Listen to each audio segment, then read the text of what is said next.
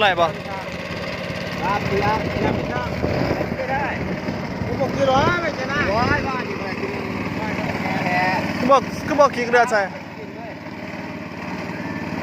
พาเจ้านะถ้าจะกินคือทาวันมาเยอะเอากินเป็นไงล่ะยับพี่นะพี่ว่าต้องกินกับมันตัวเดียวหรอคนละเนี่ยได้เจ้ามาพูดเลยเนาะโอ้ยเอาหน้าเลยหน้า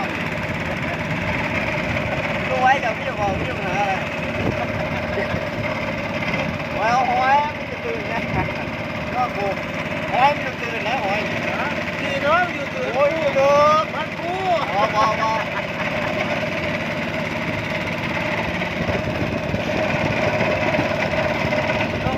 พักกันมันเริ่มหมดไปเอาหัวตายมันป้าหาที่หาหลังมันเนี่ยหลังมันยาวมันน่ะจะเข้ามา